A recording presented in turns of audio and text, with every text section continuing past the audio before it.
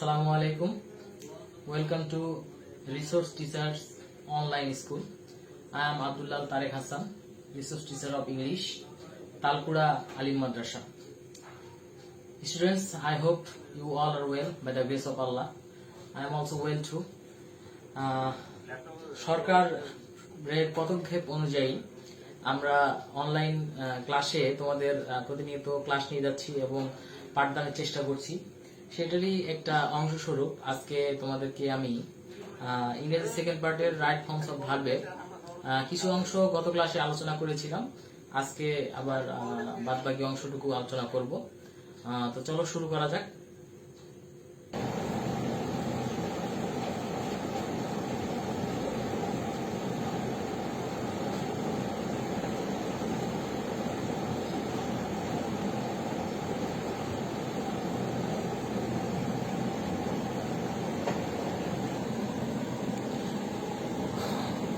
তো তোমাদের ক্লাসের জন্য আমি একটি স্লাইড তৈরি করেছি।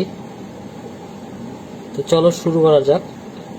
তো এখানে প্রথমে ইন্ট্রোডাকশনে লেখা আছে welcome to resource teacher online school. আচ্ছা, দেন এখানে আমার ইন্ট্রোডাকশনটা দেয়া আছে। আমার নাম আব্দুল্লাহ তারেক হাসান, পদবী resource teacher of English, under SESIP, Khanjanpur, Talkura Latifia Alim Madrasa, Sapahar, Naogaon. তোমাদের ক্লাসটা হচ্ছে 9, সাবজেক্টটা হচ্ছে ইংলিশ সেকেন্ড পেপার, টপিকটা হচ্ছে right form of verbs, part 2। Part 1-এ কিছু আলোচনা করেছি, আজকে পার্ট 2-এ ইনশাল্লাহ শেষ করে দেব বাকি রুলসগুলো। তো প্রথমেই এখানে যে রুলসটা আছে গত ক্লাসের মতো আজকেও আমি প্রথমে ইংলিশে বলে তারপরে বাংলাতে সেটা ট্রান্সলেট করে দেবো, তাতে তোমাদের বুঝতে সুবিধা হবে। তো প্রথমে এখানে আছে প্রথম রুলসটা, if there is before between two clause, মানে হচ্ছে দুইটা ক্লজের মধ্যে যদি বিফোর কথাটা থাকে, then you have to make past perfect tense of the first clause. তার প্রথম যে ক্লজের ভার্বটা আছে সেটাকে আমাদের বানাতে হবে পাস্ট পারফেক্ট টেন্সে, and এবং you have to make past indefinite tense of the second clause। দ্বিতীয় যে ক্লজটার ভার্ব আছে সেটাকে আমাদেরকে পাস্ট ইনডিফিনিট টেন্সে রূপান্তর করতে হবে। তার মানে হচ্ছে যদি আমরা কোনো সেন্টেন্স দেখি যে বিফোর দিয়ে দুইটা ক্লজ একত্রিত করা আছে, তাহলে প্রথম ক্লজটাকে আমরা বানাবো পাস্ট পারফেক্ট টেন্স এবং দ্বিতীয়টাকে বানাবো পাস্ট ইনডিফিনিট টেন্স। যেমন উদাহরণস্বরূপ, the patient dash before the doctor dash. As usual এই এক্সাম্পলটা সব জায়গায় দেওয়া হয়, আমরাও ছোটবেলা পড়েছি, হয়তোবা আমাদের বাপ দাদারাও এই এক্সাম্পলটাই পড়েছে, তো সেই কারণে সেটাই আমি দিয়েছি এখানে। তো এখানে দেখো বিফোর দিয়ে দুইটা ক্লজ অ্যাটাচ করা আছে, যুক্ত করা আছে, দ্য পেশেন্ট ড্যাশ এবং পরেরটা হচ্ছে দ্য ডক্টর ড্যাশ। তো নিয়ম অনুযায়ী প্রথমটা আমাদের করতে হবে পাস্ট পারফেক্ট টেন্সে, তাহলে the patient had died before, দ্বিতীয়টা করতে হবে আমাদের পাস্ট ইনডিফিনিট টেন্সে, তাহলে before the doctor came, the patient had died before the doctor came. তারপরে নেক্সট যে নিয়মটা রয়েছে একই রকম, শুধু এখানে আফটার বিফোরের জায়গায় আফটারটা থাকবে। হ্যাঁ, তো এখানে দেখো লেখা আছে if there is after between two clause, মানে দুইটা ক্লজের মধ্যে যদি আফটার থাকে, then you have to use past indefinite tense. প্রথমটা পাস্ট ইনডিফিনিট টেন্স হবে প্রথম ক্লজটা, হ্যাঁ, and you have to use past perfect tense of the second clause, এবং দ্বিতীয় ক্লজটা পাস্ট পারফেক্ট টেন্সে হবে। একটা সহজ জিনিস মনে রাখবা, যদি সেন্টেন্সে আফটার থাকে তাহলে পরেরটা হবে পাস্ট পারফেক্ট, প্রথমটা হবে পাস্ট ইনডিফিনিট, আর যদি বিফোর থাকে তাহলে প্রথমেরটা হবে পাস্ট পারফেক্ট এবং দ্বিতীয়টা হবে পাস্ট ইনডিফিনিট। সোজা কথা, বিফোর মানে কি? বিফোর মানে আগে, তাই না? বিফোর যখন থাকবে তখন আমরা আগে হ্যাড দেব, আর আফটার মানে কি? পরে, তাই না? আফটার থাকলে আমরা পরে হ্যাড দেব, মানে পরে পাস্ট পারফেক্ট দেব। মনে রাখবা বিফোরের পূর্বে হ্যাড এবং আফটারের পরে হ্যাড, তাহলে তোমাদের মনে রাখতে সুবিধা হবে। উদাহরণ, একই উদাহরণ, the patient dash after the doctor dash, ব্র্যাকেটে ডাই এবং কাম। তো এটা আমরা যদি সলভ করি তাহলে হবে the patient died after the doctor had come. প্রথমে এখানে হলো পাস্ট ইনডিফিনিট আর আফটারের পরে হলো পাস্ট পারফেক্ট। বিফোরের পূর্বে হ্যাড, আফটারের পরে হ্যাড, এটা মনে রাখবা। আচ্ছা, দ্বিতীয় যে নিয়মটা রয়েছে, তৃতীয় নিয়ম। আচ্ছা, এখানে বলা হয়েছে if you see have, has, had before the verb. যদি তোমরা ভার্বের আগে দেখো যে হ্যাভ, হ্যাজ বা হ্যাড রয়েছে, তাহলে কি করতে হবে? Then you have to use past participle form of the verb. তাহলে তোমাদেরকে ভার্বের পাস্ট পার্টিসিপল ফর্ম ইউজ করতে হবে। মনে রাখবা, হ্যাভ, হ্যাজ বা হ্যাড যদি থাকে তাহলে আমাদের ভার্বের পাস্ট পার্টিসিপল ফর্মটা ইউজ করতে হবে। যেমন উদাহরণ, I have dash the work, ব্র্যাকেটে ডু। এখানে দেখো হ্যাভ আছে আর মেন ভার্ব হচ্ছে ডু, তাহলে ডু এর পাস্ট পার্টিসিপল ফর্ম হচ্ছে ডান। তাহলে এটাকে যখন সলভ করবো আমরা তখন হবে I have done the work. Then next নিয়ম,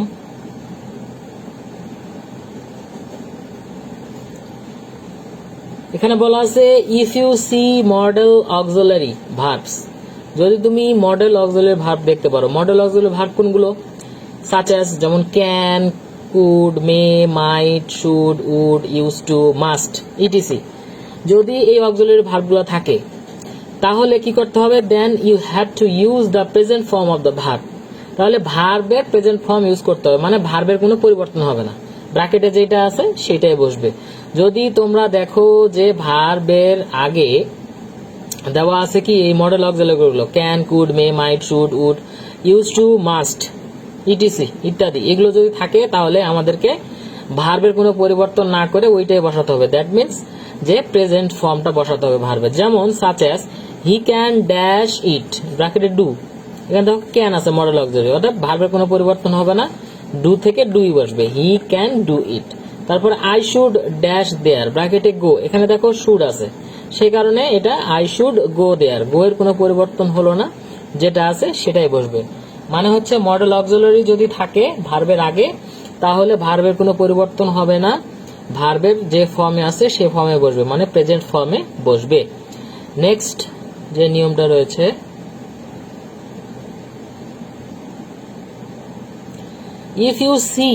if you see tomorrow, the day after tomorrow, in future, next day, year, week, month, etc. যদি তোমরা দেখো যে সেন্টেন্সে লেখা আছে tomorrow, the day after tomorrow, in future, next day, year, week, month, etc, এই কথাগুলো যদি লেখা থাকে তাহলে তোমাদেরকে কি করতে হবে? Then you have to use future indefinite tense of the verb. তাহলে সেই ভার্বটাকে আমাদেরকে ফিউচার ইনডিফিনিট টেন্সে রূপান্তরিত করতে হবে। যেমন উদাহরণ, I dash to Dhaka tomorrow. এখানে ব্র্যাকেটে দেখো গো আছে আর এখানে টুমোরো আছে। তো টুমোরো থাকলে আমাদেরকে কি করতে হবে? ফিউচার ইনডিফিনিট টেন্সে রূপান্তর করতে হবে। সুতরাং এটা যখন আমরা কনভার্ট করব হবে I shall go to Dhaka tomorrow. যদি কোনো সেন্টেন্সে তোমরা দেখো tomorrow, the day after tomorrow, in future, next day, year, week, month, etc এই কথাগুলো আছে, তাহলে সেটা সে ভাবটা করতে হবে ফিউচার ইনডিফিনিট টেন্সে। নেক্সট নিয়ম,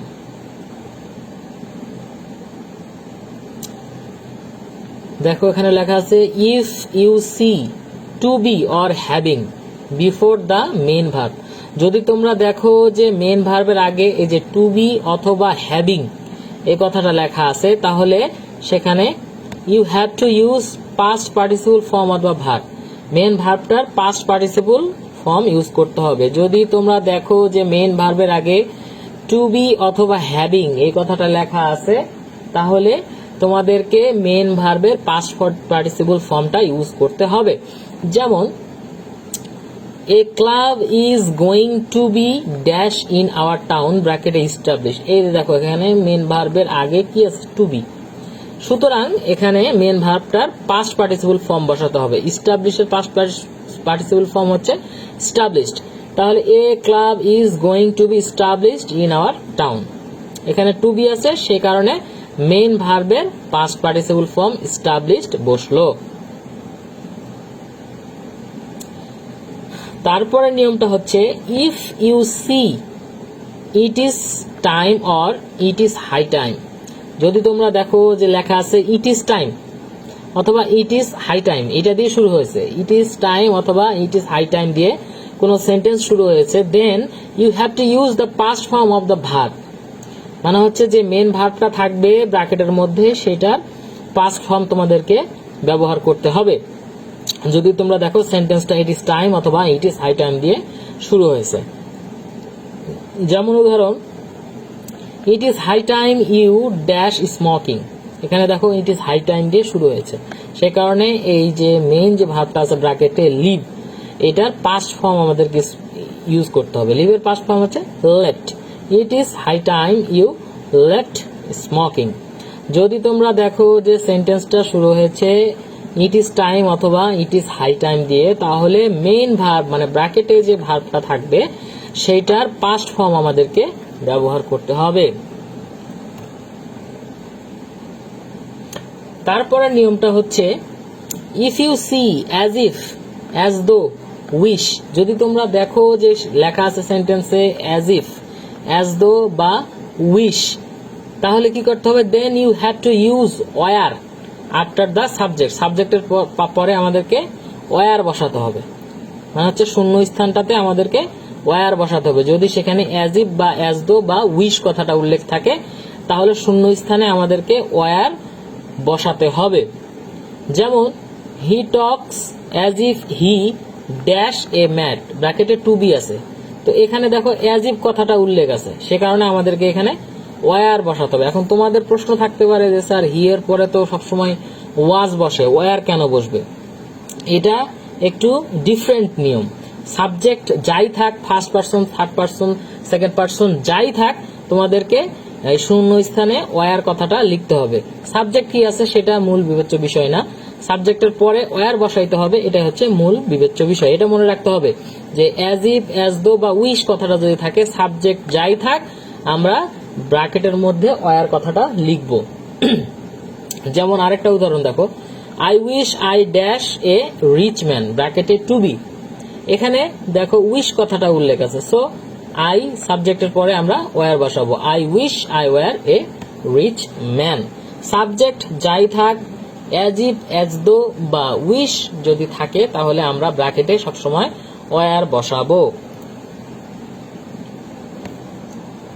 তারপরে নিয়মটা হচ্ছে if you see while before the verb. যদি তোমরা দেখো ভার্বের আগে হোয়াইল কথাটা উল্লেখ আছে, তাহলে কি করতে হবে? Then you have to add ING with the verb. তাহলে আমাদেরকে মেন যে ভার্বটা আছে সেটার সঙ্গে আইএনজি যোগ করতে হবে, এতটুকুই।